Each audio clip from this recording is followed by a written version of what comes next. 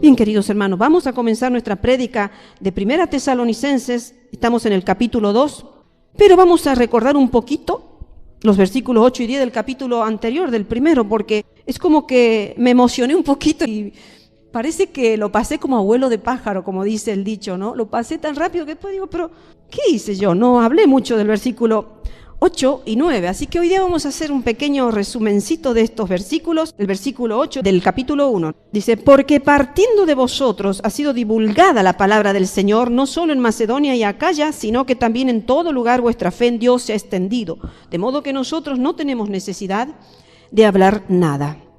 Ahí nos está mostrando que la fe de los tesalonicenses había resonado realmente como una trompeta, o en otras versiones dice como un trueno. ¿Por qué había resonado de esa manera como una trompeta, como un trueno? Bueno, porque realmente el Evangelio del Señor tiene que resonar de esa manera, como una trompeta, como un trueno. Y me gustaría leer Isaías 58, versículo 1, dice: clama a voz en cuello, no te detengas, alza tu voz como trompeta y anuncia a mi pueblo su rebelión y a la casa de Jacob su pecado.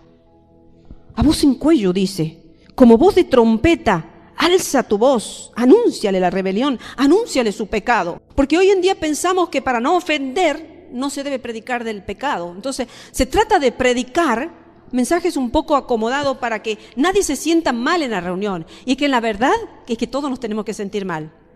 Todos. El que predica primero, que es el que recibe el mensaje de parte de Dios, y los que escuchan, todos nos tenemos que sentir mal ante el pecado. Porque estamos para justamente irnos al cielo, y al cielo se entra sin pecado. Entonces estamos acá en la tierra para que la voz de Dios nos diga que somos pecadores, para que la voz de Dios nos exhorte, y no de una manera así acomodada para no herir al hermano, sino de una voz en trompeta, porque yo no creo que, habiendo sido padres, cuando un hijo se porta mal y uno lo va a reprender con las buenas, el hijo haga caso. No, cuando el niño está ensañado en sus malcrianzas y en sus caprichos, no se los puede sacar con una palabra dulce. No, a veces hay que recurrir a ciertas tácticas, ¿verdad? Porque no se entiende a veces con la buena. Entonces, vemos que aquí los tesalonicenses habían conocido el mensaje de salvación y había empezado a resonar a voz de trompeta. Por todos lados se empezó a extender, dice, no solo en Macedonia, en Acaya, sino también en todo lugar, dice, la fe en Dios. Qué hermoso es que nuestra fe se extienda, hermanos. Qué hermoso. A veces vemos que ha resurgido un cantante, ha resurgido una actriz, un pintor, no sé, personas así que resurgen en talentos y se lo admira. Y de pronto, de un tiempo a otro, ya son famosos. ¿Y los cristianos? Pasamos así como inadvertidos por el mundo, como diciendo, uno más del montón, uno más de los que caminan por la calle, o dicen, allí va Mauro, el cristiano. Ya todos lo conocen a Mauro, que Mauro ya anda en los buenos caminos. Qué hermoso, ¿no? Es que nuestra fe se empiece a extender por todos lados y empiecen a hablar de otra manera de nosotros, que antes hablaban de una forma, que ahora hablen de otra manera. Ahora hemos cambiado, ahora hemos conocido el verdadero evangelio de Jesucristo. Qué hermoso, hermanos. Bien, hay una frase que dice, ser cristiano a tu manera es fácil, pero ser cristiano bajo la voluntad de Dios es para valientes. Realmente. Siempre he pensado yo que el evangelio de Jesucristo y el ser cristiano es para valientes. Por eso es que algunos no se comprometen a ser cristianos verdaderos, porque realmente cuando se ponen a pensar y a mirar en todo lo que tienen que renunciar y en todo lo como tienen que empezar a vivir como cristianos, dicen, no me conviene, no voy a poder, no quiero. Prefiero seguir, la vida anterior era más fácil, era más agradable a la carne, era más deleitoso, tenía muchos amigos, todos me querían, cuando empezamos a pensar así. Pero cuando realmente pensamos, a ver, ¿voy a pensar en la tierra o voy a pensar en la eternidad? Realmente es para valientes. Y a veces nosotros le cantamos tantas cosas al Señor, pero realmente vivir un verdadero evangelio es para valientes. Es difícil, pero no imposible. Si no, Jesucristo nunca hubiera bajado a la tierra a traer el evangelio de salvación. Jamás. Si hubiera quedado en el cielo, hubiéramos quedado con la Torá nada más, siguiendo la ley, como se vivía antes. Pero Jesucristo vino con un plan de salvación posible para todo aquel que cree en Él. El cristiano primitivo realmente era de pura valentía. Estamos hablando del cristiano primitivo, ¿no? Las primeras iglesias que se formaron con un evangelio reciente, nuevito, que muchos tenían razón de dudar, porque todo lo nuevo provoca duda. Eso no es que todo lo nuevo puede provocar duda, porque cuando algo ya ha sido trabajado y conocido, uno dice, no, si ya hay experiencia en eso, ya conocemos más o menos eso. Pero cuando algo es nuevo, uno está así como, ¿será? ¿No será? Realmente era aceptar el mensaje de Jesucristo por fe. No había otra forma. Entonces, ellos anunciaban abiertamente su fe. No así encubierto por ahí. ¿Sos cristiano vos? Sí. Porque a algunos le da vergüenza hasta decir que son cristianos. ¿Sos cristiano? Sí, soy cristiano y me encanta ser cristiano. Me encanta. Cada día más amo ser cristiano. Así abiertamente hablaban de su fe. Nunca tenían miedo de confesar a quién pertenecían y a quién servían. Estamos hablando de la iglesia primitiva. Los tesalonicenses servían a Dios y esperaban la venida de Cristo. Ya estamos en el capítulo 1, versículo 9 y 10. Dice, porque ellos mismos cuentan de nosotros la manera en que nos recibisteis y cómo os convertisteis de los ídolos a Dios, para servir al Dios vivo y verdadero, y esperar de los cielos a su Hijo, al cual resucitó de los muertos, a Jesús, quien nos libra de la ira venidera. Dos cosas que hacían los tesalonicenses. Contaban ellos cómo se habían convertido. Es que realmente el que se convierte puede dar testimonio de su conversión. El que se convierte verdaderamente puede decir, yo antes hacía esto, practicaba esto, creía esto, hacía esto, mas ahora hago esto, esto y esto. El que no se ha convertido va a cerrar su boca. Va a cerrar su boca y no va a contar nada. Porque sigue duda en su corazón. No está seguro realmente si quiere aceptar el mensaje o no lo quiere aceptar. Y los tesalonicenses, ellos abiertamente no tenían temor de confesar a quién pertenecían y a quién servían. Los tesalonicenses servían a Dios y otra cosa maravillosa, esperaban la venida de Cristo. Sí, ¿por qué? ¿Por qué decimos eso? Que es maravilloso, porque no todos hablan de la venida de Cristo. Hay algunos que ni siquiera saben qué es la segunda venida de Cristo. No saben, ni tampoco quieren hablar. Porque si en realidad nosotros tuviéramos consciente quiénes son los que se van a ir en esa segunda venida de Cristo, todos los días tendríamos que estar leyendo acerca de la segunda venida de Cristo. Porque puede ser ahora, hermanos, ahora en este preciso momento. Así, imprevisto, sin anunciación, sin aviso previo. En este momento puede Jesús venir a buscar a su iglesia en un abrir y cerrar de ojo. Entonces, si estuviéramos conscientes de que Jesucristo viene pronto a buscar a su iglesia, vendríamos a la iglesia. En nuestras casas seguiríamos buscando de Dios. Seguiríamos nosotros preocupándonos por vivir una vida realmente verdadera, porque los verdaderos son los que se van a ir. Los que son falsos o tibios, dice el Señor, a los tibios peor. Aún así, dice el Señor, los vomitaré de mi boca, porque no le tiene tolerancia el Señor a los tibios. A los que son un poco de esto y un poco de aquello. Dice, ojalá hubiera sido frío o caliente, pero cuanto ha sido tibio te voy a vomitar de mi boca, dice Dios. No soporta a esos que son, que uno los mira y dice, ¿qué será esto? ¿Qué será esta persona? ¿Es esto? ¿Es aquello? Porque no logro deducir. ¿Qué es? Entonces, hermanos, a eso hemos sido llamados realmente como cristianos, a servir en el mundo y esperar la gloria cuando Cristo venga. No hemos sido llamados a otra cosa. Para esto realmente se necesita lealtad en el servicio y paciencia en la espera. Entonces, para toda esta vida cristiana se necesita lealtad en el servicio y no decir yo voy a servirlo al Señor cuando quiero, cuando tengo ganas, cuando estoy sano y cuando no. Tengo justificativo yo para no servirlo al Señor. Cuando no tengo deseo, no lo voy a servir. Ser una persona leal es siempre me comprometo a servirlo al Señor. En las buenas, en las malas, tenga ganas, no tenga ganas, esté triste o esté contento. lo sirvo al Señor, soy leal. Y tengo paciencia en la espera. Porque muchos, por no haber sido pacientes en la espera de la venida del Señor, se han muerto en delitos y pecados. ¿Por qué? Porque no han arreglado su vida para partir de esta tierra. Y los ha sorprendido la muerte, en pecado, y así se han ido a su destino. Sabemos que hay dos destinos, el cielo o el infierno. Entonces, tenemos que tener paciencia, porque a veces se nos hace la vida como larga y decimos, Señor, ¿cuándo vas a venir? Pero los tesalonicenses lo estaban esperando, hermanos. Hace más de 2000 años, cuando no tenían ni siquiera lo que nosotros tenemos, todo el canon bíblico.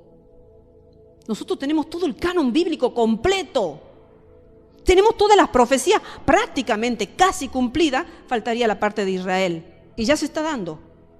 Entonces, ¿cuánto más si nosotros estamos viendo, hermanos, que las profecías se están cumpliendo, que cuánto más la venida del Señor Dios Todopoderoso puede ser hoy mismo? Porque aparte Dios es Dios y Él puede mover los tiempos como Él quiera. Él puede correr los tiempos como Él quiera. Entonces, ahora sí vamos al capítulo 2 de Primera Tesalonicenses y vamos a empezar con el versículo 1 y 2. Y les quiero decir unas cositas, hermanos. Este mensaje de este capítulo es un mensaje para mí un poquito atípico. ¿Por qué? Porque yo siempre estuve, o la gran mayoría, estuve acostumbrada a ver el perfil de Pablo de una manera, el actuar de Pablo de una manera, escuchar hablar de Pablo de una manera y ver la vida de él, el sufrimiento de él de una manera. Pero cuando estaba analizando este capítulo, empecé a decir, pero no me había dado cuenta que el apóstol Pablo también había pasado por esto. Porque realmente nos focalizamos en el sufrimiento que es real y verdadero de lo que ha pasado, físico, carnal, apedreado, naufragio, látigos, cárceles, cepo, de todo ese tipo de cosas, hambre, sed, enfermedad, desnudez. Le faltó la ropa muchas veces. Todo eso lo pasó el apóstol Pablo. Pero cuando estaba estudiando este capítulo, me puse a reflexionar que pocas veces he sentido hablar de este tema con respecto al apóstol Pablo. Y vamos a comenzar. Dice, versículo 1, porque vosotros mismos sabéis, hermanos, que nuestra visita a vosotros no resultó vana, pues habiendo antes padecido y sido ultrajados en Filipos, como sabéis, tuvimos denuedo en nuestro Dios para anunciar el evangelio de Dios en medio de gran oposición. Vemos que el versículo 2 está haciendo referencia al encarcelamiento y a los malos tratos de los que Pablo había sido objeto en Filipos, que ya lo hemos estudiado, ya lo hemos visto. Toda esa historia está en Hechos capítulo 16, versículo 11 al 40, pueden leerlo en la casa. Todos esos capítulos hablan de las situaciones que ha tenido que vivir Pablo en Filipos y los encarcelamientos y todo eso está relatado en Hechos 16. Bueno, los oponentes de Pablo en Tesalónica hicieron correr calumnias contra Pablo. ¿Para qué? Para socavar la influencia de su mensaje.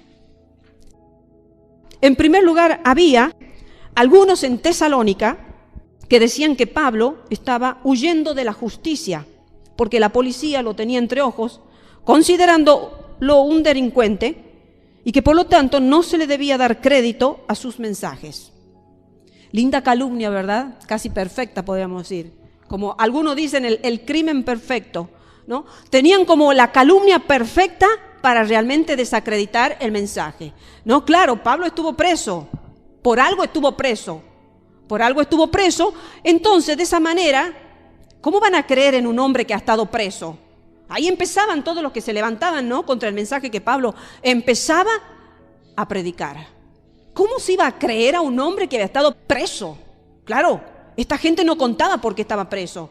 Seguramente contaban la historia que ellos querían contar, pero no contaban la verdadera historia por qué Pablo estaba preso. Porque así son aquellos que socavan, empiezan a inventar situaciones, a acomodarla y a agregar ingredientes o a tergiversar, como eran los que tergiversaban las verdades, para que la gente no lo escuchara a Pablo, para que la gente no prestara atención al mensaje que Pablo estaba transmitiendo, incluso los tesalonicenses. Porque si se enteraban, ¿tu maestro fue Pablo? No, pero sí se estuvo preso. Seguramente la policía está detrás de él. Seguramente lo siguen persiguiendo porque es un delincuente. Entonces, ¿cuántas personas fueron condenadas por falsos testimonios? Ayer me puse a pensar, porque he tenido la oportunidad de poder escuchar algunos videos de personas que fueron condenadas por falsos testimonios, por calumnias, que después de 20 años se descubrió que era inocente. Pasaron 20 años. Se lo privó de la libertad, algunos se lo privó de su familia, de ver crecer a sus niños, a sus hijos, se lo privó del derecho de trabajar, del derecho de ser libre, porque fueron juzgados falsamente, por calumnias. Entonces, hermanos, esto era producto realmente de una mente maligna de los oponentes de Pablo.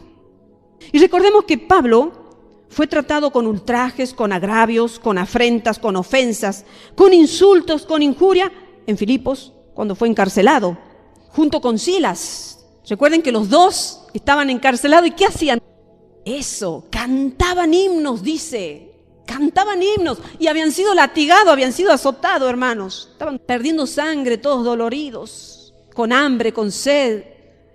No sabemos si frío o calor pasaban en esas cárceles, pero no la pasaban bien. Estaban cantando himnos.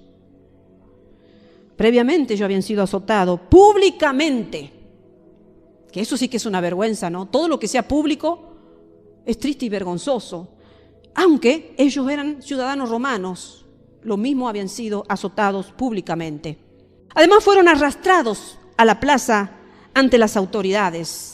Qué triste que es cuando una persona es arrastrada. Yo no puedo ver esas noticias. Cuando veo que los llevan arrastrados, no puedo ver. Yo nunca he sido arrastrada. No sé, chicos, ustedes. Bueno, discúlpenme si lo estoy ofendiendo, pero yo no he sido arrastrada en niña. Sí me han pegado y de las buenas, pero arrastrarme así de los pelos, como cuentan algunos, no. Pablo fue arrastrado, hermanos. Y no habrán sido unos 2 o 3 metros. Habrá sido un buen trayecto, ¿no? Que lo han llevado arrastrado.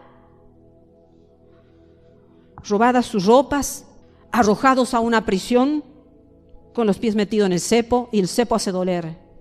El cepo no es nada cómodo. El cepo es algo que aprieta la parte de los tobillos, la parte de la pierna, y hace doler mucho. Y otras cosas más que pasó, y ahí estaban. Sin embargo, a pesar de tantos sufrimientos vergonzosos por su relación con Dios, ellos se llenaron de valor para continuar la obra misionera. ¿De qué nos llenamos nosotros cuando pasamos vergüenza por causa del Evangelio? Me pasó a mí muchas vergüenzas cuando era chica. Muchas vergüenzas he pasado, pero voy a contar una sola nomás. Mi madre, decidió mandarme a esos viajes de egresado. Nos íbamos a Córdoba.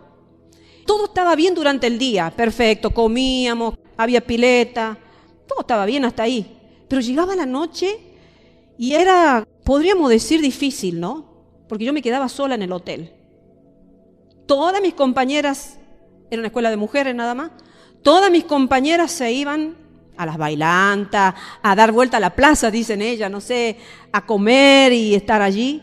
Y yo me quedaba sola, porque yo sabía que iban a lugares donde yo no podía entrar, no debía, no es que no podía, no debía entrar. Y me quedaba ahí sola, y mis compañeras, pero Nancy, ¿qué no vas a ir? ¿Pero cómo te vas a quedar sola? Y a todas les tenía que dar la misma explicación. No, ¿qué te vas a quedar haciendo? Y bueno, yo era muy apasionada por Jesucristo en esas épocas, adolescente, joven, ¿no? Yo le decía, me voy a quedar leyendo la Biblia. ¿Qué?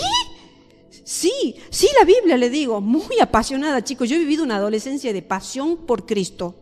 Pasión por Cristo. Que un día una compañera mía me dice, Nancy, vos me asustás, porque yo le había escrito una carta a Jesús. Y me dice, es como una carta de enamorado. Y si yo estoy enamorada, le decía.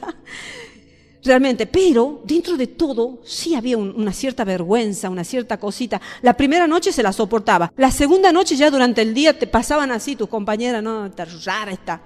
Y la tercera noche ni hablar. Al día siguiente, a la par mía, nadie quería estar. Nadie quería estar. Todas se sentaban para contar lo que le había pasado una noche, con quién habían conversado, las conquistas que habían hecho, los teléfonos que habían tomado para conversarse con chicos que habían conocido y todas esas historias, hermanos. ¿Somos capaces de pasar afrenta por la causa de Cristo? Cumplieron con lo que Cristo había ordenado a estos discípulos, Pablo, Silas, Timoteo, Mateo capítulo 10, versículo 23 dice, Jesucristo dice, cuando os persigan en esta ciudad, dice, huid a la otra, porque de cierto os digo que no acabaréis de recorrer todas las ciudades de Israel antes que venga el Hijo del Hombre. No le dijo, cuando los persigan en esta ciudad, escóndanse o simulen ser de los de entre ellos. No, vayan a otra ciudad, sigan predicando el evangelio. Si aquí no los quieren escuchar, si aquí los quieren matar como a Pablo, que lo tuvieron que sacar en una canasta una vez, entre un muro para que se salve la vida, o tuvieron que huir, no sé, de otra forma, váyanse a otro lugar y sigan predicando. Cumplieron realmente con lo que Cristo había ordenado. Y no solamente a Pablo, así lo hacía Timoteo. Eso mismo nos está diciendo el Señor a nosotros ahora. Si los persiguen en algún lugar, sigan predicando el evangelio. No se queden avergonzados, con miedo, y digan, yo no vuelvo a abrir la boca más en la escuela. Ya no vuelvo a decir más que soy cristiana. Sigan predicando. ¿Difícil? Va a ser muy difícil.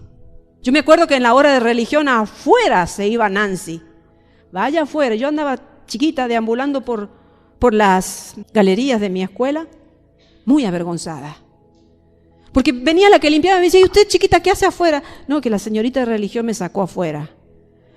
Y después salían todos mis compañeros y todos me miraban. Eran situaciones, ¿no? En esa época era un poco más estricto el tema religión. No eras de la religión de ellos, tenías que ir afuera, no participar o pasar vergüenza. De alguna forma se pasaba vergüenza. Pero lo hemos vivido y lo hemos soportado. Y así fue que llegaron a Tesalónica después de un viaje de más de 160 kilómetros. Entonces, no llegaron a Tesalónica por ningún interés egoísta. Solo deseaban dar a conocer el mensaje que le había sido revelado a Pablo de Jesucristo con respecto a la iglesia. Todo lo que Pablo había recibido por revelación, ellos anhelaban transmitirlo. El verbo exhortar en griego, que aquí dice el versículo 3, dice, del capítulo 2, de 1 Tesalonicense, dice, porque nuestra exhortación no procedió de error ni de impureza, ni fue por engaño. ¿Por qué tiene que hablar de esto Pablo? ¿Por qué tiene que dar esta aclaración? Porque es que realmente lo estaban acusando. Este verbo exhortar en griego tiene varios significados, pero el más exacto o el más que se ajusta en este contexto es súplica o ruego. Los misioneros, Pablo, Silas y Timoteo, rogaban, suplicaban a sus oyentes para que abandonen sus malos caminos y se vuelvan a Dios por medio de Cristo. ¿Cómo vamos nosotros a predicar el evangelio a las personas? Acá dice que era como una súplica, como un ruego. Conviértanse a Cristo. Cristo viene pronto. Salven sus vidas porque el Mesías ha venido. El Mesías ya ha sido enviado, ya ha descendido a la tierra. Ya ha muerto en la cruz del Calvario. Ya ha derramado su sangre por todos ustedes para que sus pecados sean perdonados. ¿Cómo predicamos el evangelio nosotros? ¿Cómo predicamos el evangelio? Porque le estamos a la gente, suplicamos, si vemos que se están muriendo en delitos y pecados. Los saludamos hoy y lo vemos allí. ¿Y qué estás haciendo? Me estoy drogando. ¿Querés venir? Vení, te comparto un poquito de mi droga o de mi, no sé cómo le llaman, eso que fuman. No, mañana. No, dile, eso te va a matar, eso te va a llevar al infierno. Eso te va a destruir el cuerpo. Aléjate de eso, deja eso. Eran súplicas, eran ruegos. Así predicaban el evangelio. Porque de otra manera no se lo saca al ser humano. Cuando el ser humano está sumergido en el pecado, con caricia no se lo va a sacar. Hay que como sacudirlo para que reaccione, para que tome conciencia que su vida está en total peligro. Entonces, los misioneros Pablo, Silas y Timoteo, ellos rogaban, suplicaban a sus oyentes para que abandonen sus malos caminos y se vuelvan a Dios por medio de Cristo. Y de estos ruegos, de estas súplicas, sus enemigos decían, arguían, que su exhortación, primero, provenía del error. De estas súplicas y de estos ruegos, sus enemigos arguían que provenían del error, que son impostores autoengañados, que también sus motivos no son puros, predican y sus motivos no son puros, atribuyéndole a Pablo, a Silas y a Timoteo la codicia de dinero o la ansia de honores. Por suerte que no lo involucraron en la inmoralidad que caracterizaba a las religiones paganas, ¿no? Porque las religiones paganas se caracterizaban por la inmoralidad sexual. Pero lo que tiene que ver con el dinero, sí, empezaron a atacarlo.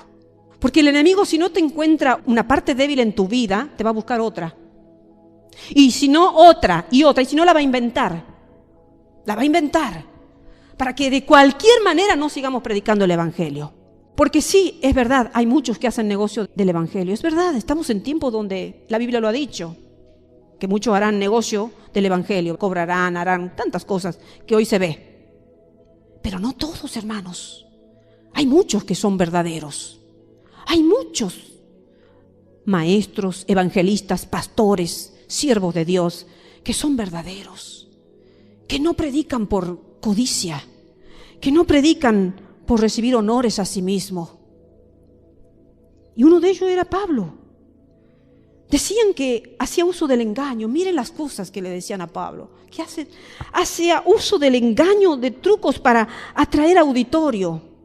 Porque recordemos que en esos tiempos el mundo de ellos estaba lleno de filósofos. Esto lo hemos visto.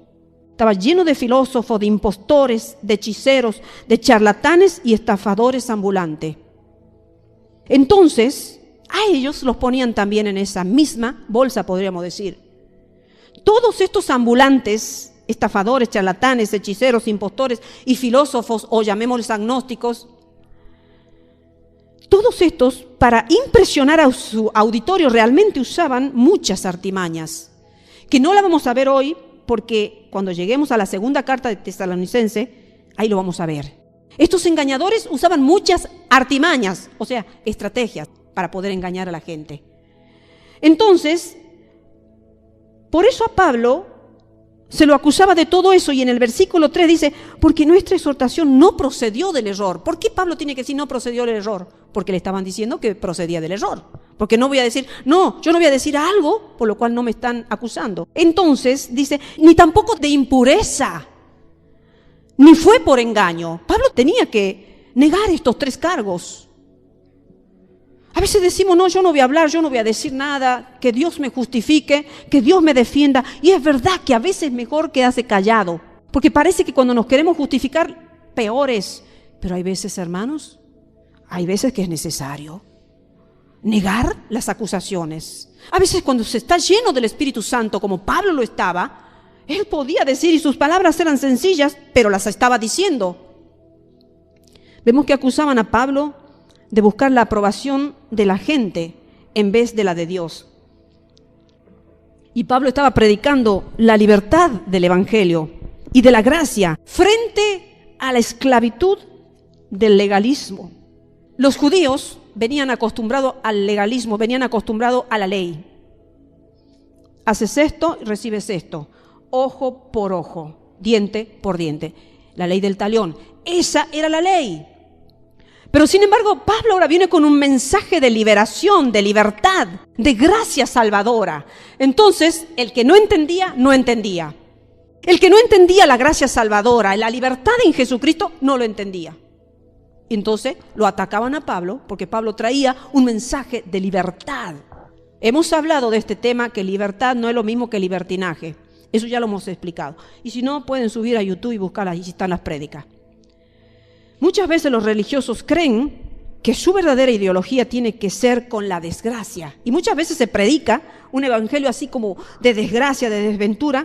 Y cualquiera que predique un evangelio del gozo va a encontrar calumniadores, que es exactamente lo que sucedió con Jesús y con Pablo. Cuando a un cristiano se lo ve gozoso, verdaderamente gozoso, ¿no? Verdaderamente gozoso, muchos no van a entender. El que no está en el espíritu del que está en el gozo del Señor no lo va a entender. Si nosotros venimos a la casa de Dios a gozarnos en el Espíritu, no en la carne, en el Espíritu, muchos no van a entender el gozo del cristiano. No lo van a entender. Pero los que están en el Espíritu sí. Y muchos estaban acostumbrados a ese mensaje de desgracia. Entonces, eso mismo le pasó a Jesús de Nazaret. Fue muy calumniado Jesús. Estamos hablando de Pablo, ¿verdad? Y de las cartas de él. Pero Jesucristo también fue calumniado. Porque Jesucristo también enseñó a gozarnos en las tribulaciones, las bienaventuranzas. Bienaventurados van a ser cuando sean perseguidos, cuando sean menospreciados, cuando sean calumniados, cuando digan de ustedes toda clase de mentira. Y cuántas cosas enseñó Jesucristo. Ustedes van a ser felices, dichosos cuando le pase todo eso. Entonces Jesucristo nos enseñó a gozarnos en la vida, sea cual sea la situación que nos toque vivir. Y estos versículos que estamos leyendo, vamos al versículo 5, dice, porque nunca usamos de palabras lisonjeras, como sabéis, ni encubrimos avaricia. Dios es testigo. Y el versículo 9 dice, ¿por qué os acordáis, hermanos, de nuestro trabajo y fatiga? ¿Cómo trabajando de noche y de día, para no ser gravosos a ninguno de vosotros, os predicamos el Evangelio de Dios? Tiene que refrescar un poquito la mente Pablo, ¿no? Algunos. Decirle, acuérdense que para no ser carga, no ser gravoso a ninguno, día y noche hemos trabajado con nuestras manos, para no ser carga a nadie.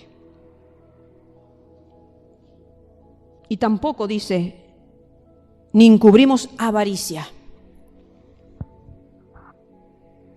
Entonces estos versículos nos muestran realmente que había algunos que decían que Pablo estaba metido en el negocio de la predicación por lo que pudiera sacar de él. En la iglesia primitiva había quienes trataban de sacarle realmente partido al cristianismo, que se presentaban como hermanos necesitados y hasta como obreros, como siervos cristianos. Se presentaban así. Esto no es de ahora, de estos tiempos de YouTube, todas las cosas que nos enteramos ahora y que nos enardece a veces algunas situaciones de algunos. Esto de la iglesia primitiva. Desde que se empezó a formar la iglesia, se empezaron a levantar estas personas. Pero también estaban aquellos que hacían negocio, obviamente, como la historia cuenta, que había algunos que se encubrían y se introducían a las iglesias como hermanos necesitados o como obreros o siervos cristianos para lucrar con el evangelio, podríamos decir. Y el versículo 6 sigue diciendo Pablo, ni buscamos gloria de los hombres, ni de vosotros ni de otros, aunque podíamos ser carga como apóstoles de Cristo. Indica que Pablo le acusaban de buscar gloria o prestigio personal. Y ese es el peligro del predicador realmente, el hacer alarde de sí mismo en vez de presentar el mensaje. Pero veamos cómo se expresa Pablo en el versículo 5 de Primera Tesalonicenses, capítulo 1, versículo 5, el capítulo anterior. Dice, pues nuestro evangelio no llegó a vosotros en palabras solamente, sino también en poder, en el Espíritu Santo y en plena certidumbre, como bien sabéis, cuáles fuimos entre vosotros por amor de vosotros. De todas formas había llegado el evangelio. No solamente en palabras, también en poder. Sucedían cosas. Estaban llenos del Espíritu Santo y llenos de amor. Porque si no se predica el evangelio por amor, es mejor ni predicarlo. Hay que amar mucho para predicar el evangelio. Y allí Pablo dice, no es que yo llegué a vosotros, sino nuestro evangelio llegó a vosotros. Ahí está la diferencia.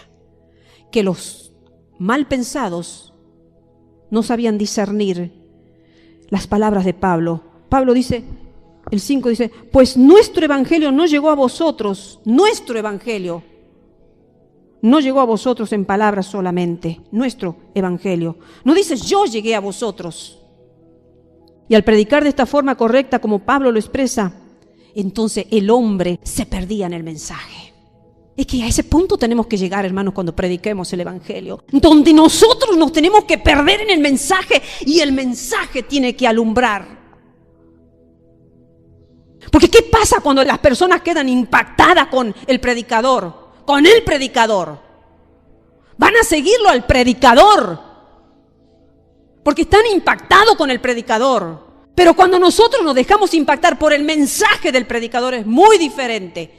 Y es lo que todo predicador tendría que hacer. Lograr como sumergirse de tal forma, anularse de tal forma, ser tan bíblico de tal forma y un mensaje tan verdadero que no quede duda alguna que se está dando un mensaje por avaricia, por codicia, por engaño, por lo que sea, por estafa, por lo que sea.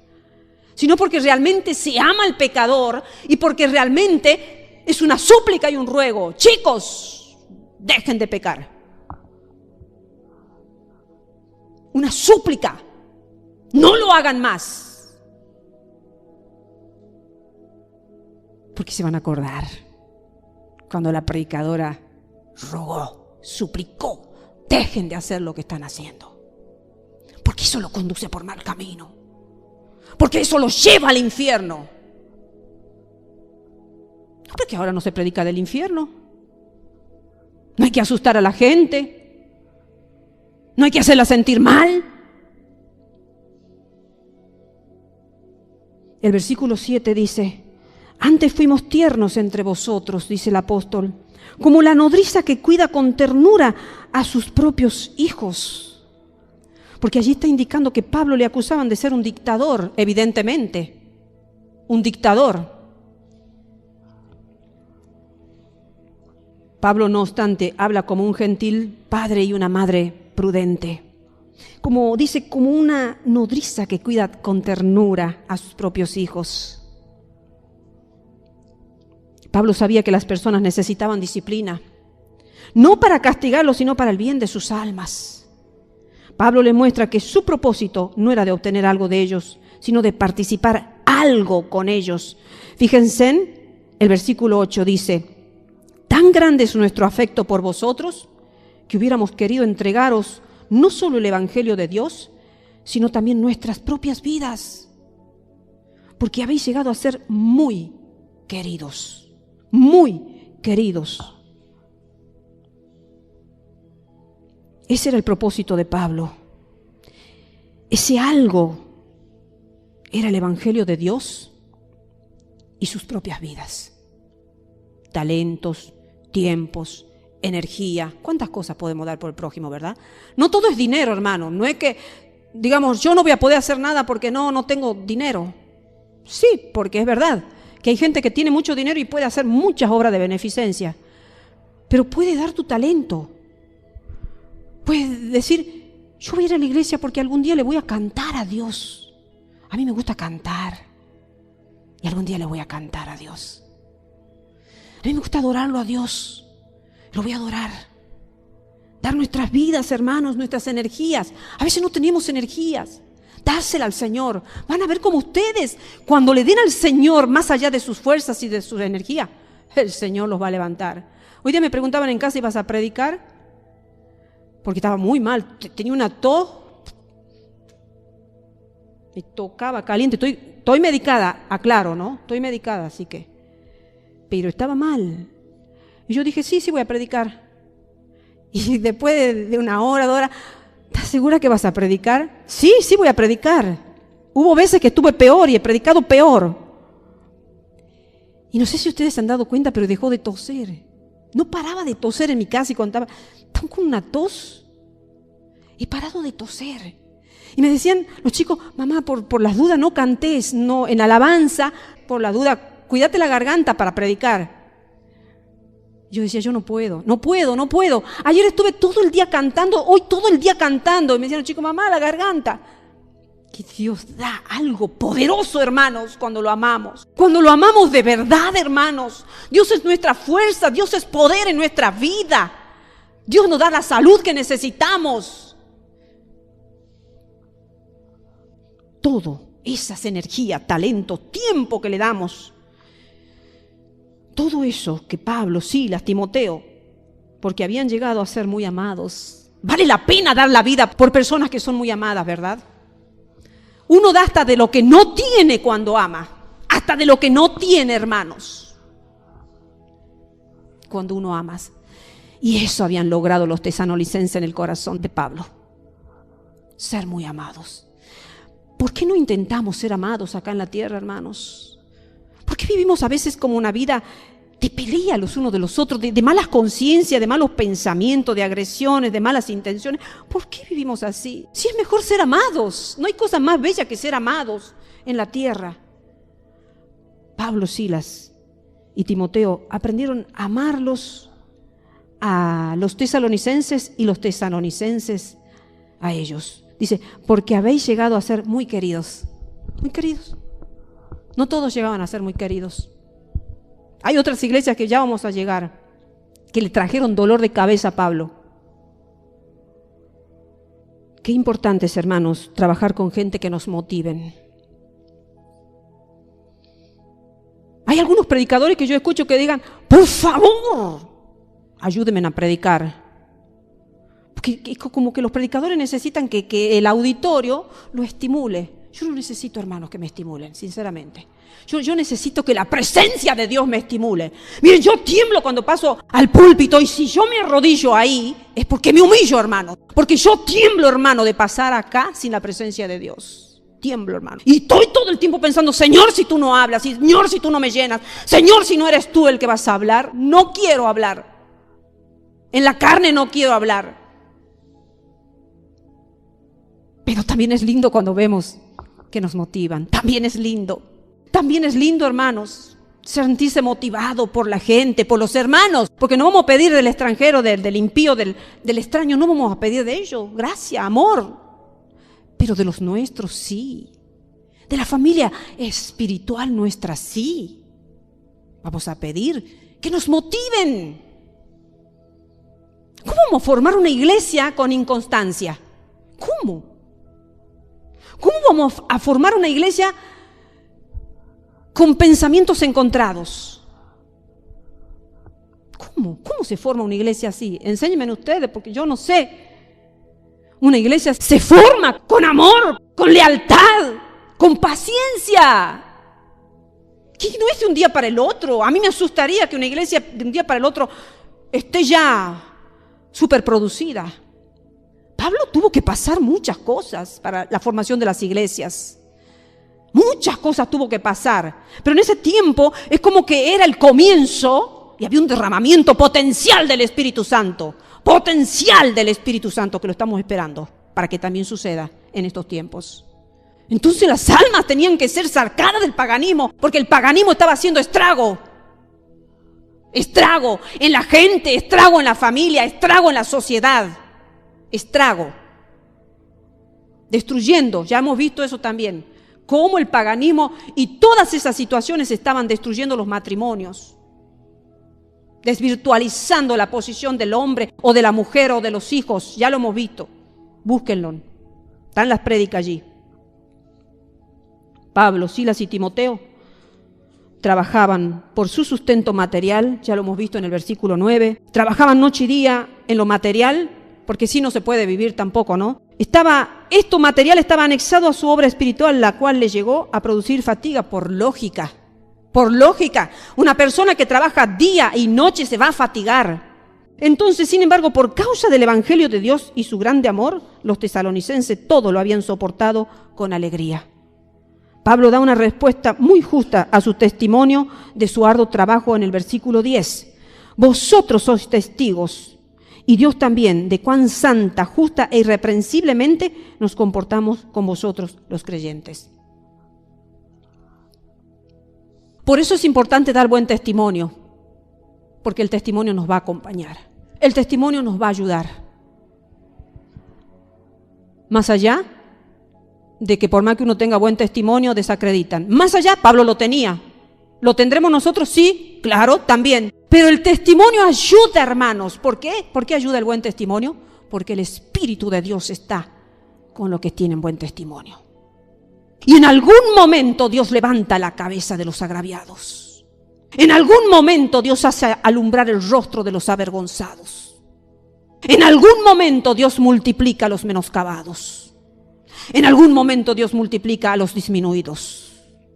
En el tiempo de Dios. Entonces Pablo da una respuesta a su testimonio, a su arduo trabajo. Dice, vosotros sois testigos y Dios. Dice, porque el versículo 10, vosotros sois testigos y Dios también de cuán santa, justa e irreprensiblemente nos comportamos con vosotros los creyentes.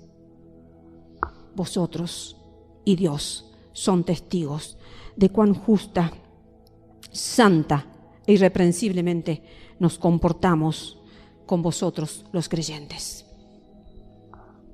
Y Pablo en el versículo 11 y 12 ya, finalizando, dice, así como también sabéis de qué modo, como el Padre a sus hijos, exhortábamos y consolábamos a cada uno de vosotros y os encargábamos que anduvieseis como es digno de Dios, que os llamó a su reino y gloria. Pablo, Sila y Timoteo amaron a los hermanos en Tesalónica como una madre ama a su hijo, como lo hemos visto en el versículo 7, y los había amonestado como lo haría un padre, un verdadero padre.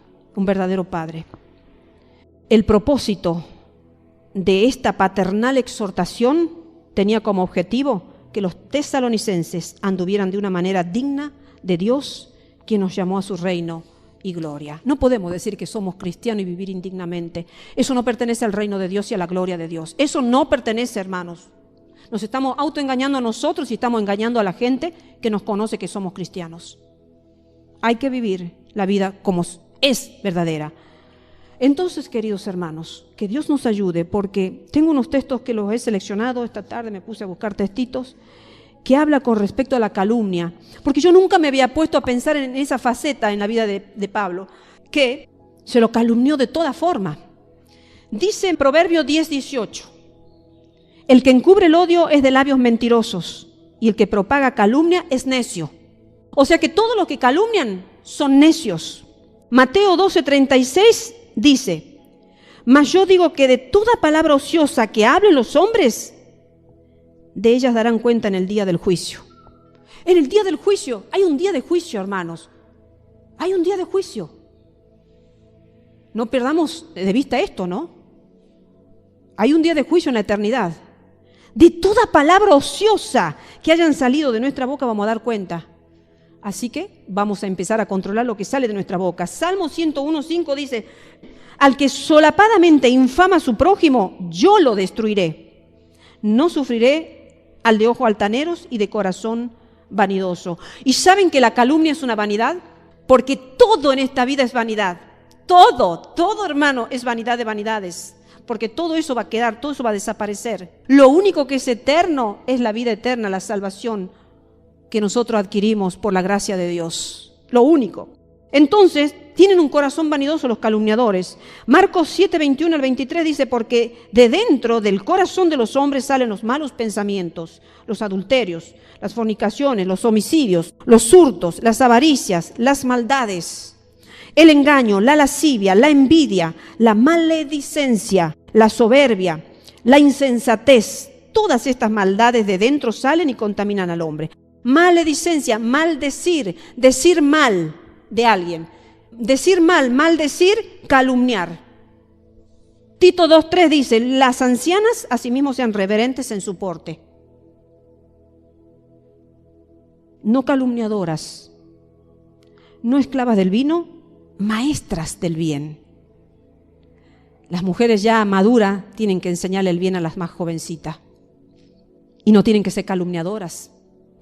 No. Y Levítico 19:16 dice, no andarás chismeando entre tu pueblo, no atentarás contra la vida de tu prójimo. Yo Jehová lo dice. Jeremías 9:4 al 6 dice, guárdese cada uno de su compañero y en ningún hermano tenga confianza, porque todo hermano engaña con falacia y todo compañero anda calumniando. Y cada uno engaña a su compañero y ninguno habla verdad. Acostumbraron su lengua a hablar mentira y se ocupan de hablar y de actuar perversamente. Su morada está en medio del engaño, por muy engañadores no quisieron conocerme, dice Jehová, a través de la boca de este profeta, Jeremías. Mateo 5:11 dice, bienaventurados sois cuando por mi causa os vituperen y os persigan y digan toda clase de mal contra vosotros, mintiendo, porque la calumnia es una mentira. Santiago 3:15 al 16, porque esta sabiduría no es la que desciende de lo alto, sino terrenal, animal, diabólica. Y ahora viene, porque donde hay celos y contención, allí hay perturbación y toda obra perversa. Porque donde hay celos hay calumnia. El que calumnia es celoso. Cela lo que el otro tiene, lo que el otro hace, cualquier cosa, cela. Entonces empieza a calumniar. No lo escuchen a ese, como lo hacían a Pablo. No lo escuchen a ese. Es un engañador, es un estafador, tiene avaricia en su corazón, quiere negociar con el evangelio. Son celos. Entonces dice así, Apocalipsis 21:8, y este es muy fuerte este texto, escuchen chicos, ¿no? Escuchen. Dice, pero los cobardes e incrédulos, los abominables y homicidas, los fornicarios y hechiceros, los idólatras y todos los mentirosos, calumniadores, porque la mentira tiene muchas facetas, ¿no? Bueno, los mentirosos tendrán su parte en el lago que arde con fuego y azufre, que es la muerte segunda. ¿A dónde irán entonces los calumniadores, los mentirosos, chicos? ¿Sí? Al infierno. Y 1 Corintios 6, 9 al 10 dice, ¿no sabéis que los injustos no heredarán el reino de Dios? Injustos. La calumnia es una injusticia. Dice, no heredarán el reino de Dios. No erréis, dice, ni los fornicarios, ni los idólatras, ni los adúlteros, ni los afeminados, ni los que se echan con varones, ni los ladrones, ni los avaros, ni los borrachos, ni los maldicientes, ni los estafadores heredarán el reino de Dios. No van a heredar los maldicientes, los calumniadores, no van a heredar el reino de los cielos. Por eso, hermano, la calumnia es delicada. Se ha destruido tantas personas, tantas vidas se han destruido con la calumnia, hermanos. Porque cuando llega una calumnia, nos hacen tambalear. Uno conoce a la persona y uno dice, pero si esa persona es buena, ¿cómo puede ser que ande corriendo esa calumnia? Y los hacen dudar. Y uno ya empieza, pero ¿no será que es cierto? Porque ya hasta nos hacen dudar. La calumnia provoca ese aguijón, hermano, de duda. Y ya uno empieza a desconfiar. Se han destruido tantas personas por la calumnia, hermanos queridos. Por eso una persona calumniadora no puede entrar al cielo. No puede heredar el reino de Dios. Entonces, de hoy en más, practiquemos, empecemos a ensayar, porque el camino del Señor es ensayo. Todos los días vamos a ensayar, vamos a practicar. No es de un día para el otro. Yo me propongo hoy no calumniar. Y llego al fin del día y digo, a ver, ¿no he calumniado? Bien, gracias, Señor. Y si calumnié, ay, Señor, perdóname. Mañana me voy a esforzar por no ser, y si no, perdóname, Señor. No vaya a ser que los sorprenda la muerte o Jesucristo venga y se vayan con ese pecado y no van a entrar al reino del cielo porque no heredarán el reino de Dios. Entonces, tengamos cuidado con la calumnia, hermanos, porque es tan delicada como matar. A veces nos focalizamos en el pecado del matar, del robar y todos esos pecados que son carcelables. Pero, claro, una persona que calumnia así a diario vivir no va a ser encarcelada. Pero su destino ya está encarcelado en el infierno. Una persona calumniadora ya está su alma encarcelada en el infierno hasta que se arrepienta. Entonces, hermanos, pensemos. Esto le pasó al apóstol Pablo. Que no nos pase a nosotros. ¿Cómo se debe haber sentido de mal el apóstol Pablo? De encima de todo el sacrificio y todas las cosas que hacía, sentir las calumnias en su oído. Nos vamos a sentir muy mal, pero no nos aquietemos. No dejemos de predicar el evangelio. No dejemos de dar buen testimonio, porque en algún momento Dios nos va a justificar. Pablo pudo llegar, he peleado la buena batalla, dice. Al fin de sus días, ya a próximo de ser muerto, dice, he peleado la buena batalla, he alcanzado. Tenemos que alcanzar, hermanos. No nos podemos quedar ahí a medio camino. Los de medio camino no van a llegar.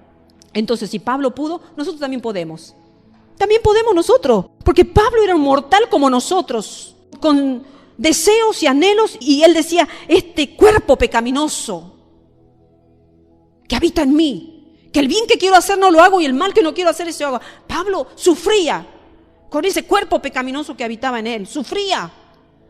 Es que tenemos que sufrir, hermano, por el pecado. Tenemos que sentirnos mal por ese asedio de esa cosa mala que todos los días se repite en nuestras vidas. Algunos tienen una cosa, otros las tienen a todas.